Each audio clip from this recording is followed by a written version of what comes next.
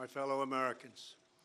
A short time ago, I ordered the United States Armed Forces to launch precision strikes on targets associated with the chemical weapons capabilities of Syrian dictator Bashar al-Assad. A combined operation with the armed forces of France and the United Kingdom is now underway. We thank them both. Tonight, I want to speak with you about why we have taken this action. 1 year ago, Assad launched a savage chemical weapons attack against his own innocent people. The United States responded with 58 missile strikes that destroyed 20% of the Syrian Air Force.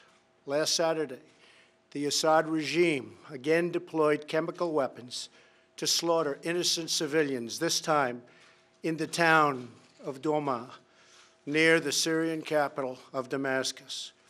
This massacre was a significant escalation in a pattern of chemical weapons use by that very terrible regime.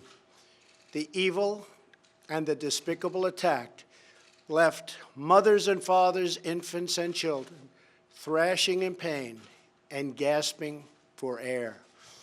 These are not the actions of a man. They are crimes of a monster instead. Following the horrors of World War I a century ago, civilized nations joined together to ban chemical warfare. Chemical weapons are uniquely dangerous, not only because they inflict gruesome suffering, but because even small amounts can unleash widespread devastation. The purpose of our actions tonight is to establish a strong deterrent against the production, spread, and use of chemical weapons. Establishing this deterrent is a vital national security interest of the United States. The combined American, British, and French response to these atrocities will integrate all instruments of our national power, military, economic, and diplomatic. We are prepared to sustain this response until the Syrian regime stops its use of prohibited chemical agents.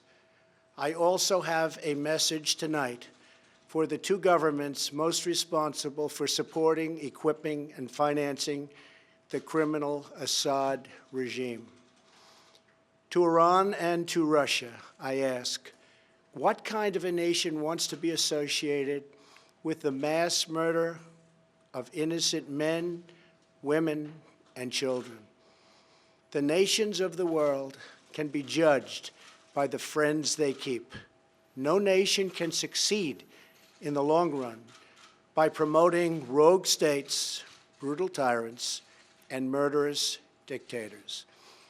In 2013, President Putin and his government promised the world that they would guarantee the elimination of Syria's chemical weapons.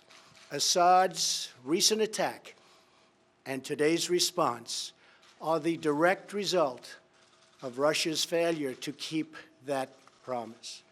Russia must decide if it will continue down this dark path or if it will join with civilized nations as a force for stability and peace.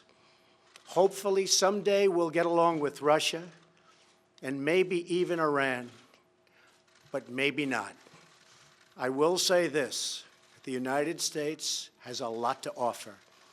With the greatest and most powerful economy in the history of the world. In Syria, the United States, with but a small force being used to eliminate what is left of ISIS, is doing what is necessary to protect the American people. Over the last year, nearly 100% of the territory once controlled by the so-called ISIS Caliphate in Syria and Iraq has been liberated and eliminated. The United States has also rebuilt our friendships across the Middle East. we have asked our partners to take greater responsibility for securing their home region, including contributing large amounts of money for the resources, equipment, and all of the anti-ISIS effort. Increased engagement from our friends, including Saudi Arabia, the United Arab Emirates, Qatar, Egypt, and others, can ensure that Iran does not profit from the eradication of ISIS. America does not seek an indefinite presence in Syria under no circumstances. As other nations step up their contributions, we look forward to the day when we can bring our warriors home, and great warriors they are. Looking around our very troubled world, Americans have no illusions. We cannot purge the world of evil or act everywhere there is tyranny. No amount of American blood or treasure can produce lasting peace and security in the Middle East. It's a troubled place. We will try to make it better, but it is a troubled place. The United States will be a partner and a friend, but the fate of the region lies in the hands of its own people. In the last century, we looked straight into the darkest places of the human soul. We saw the anguish that can be unleashed and the evil that can take hold. By the end of World War I, more than 1 million people had been killed or injured by chemical weapons. We never want to see that ghastly specter return. So today, the nations of Britain, France, and the United States of America have marshaled their righteous power against barbarism and brutality. Tonight, I ask all Americans to say a prayer for our noble warriors and our allies as they carry out their missions. We pray that God will bring comfort to those suffering in Syria. We pray that God will guide the whole region toward a future of dignity and of peace. And we pray that God will continue to watch over and bless the United States of America. Thank you and good night. Thank you.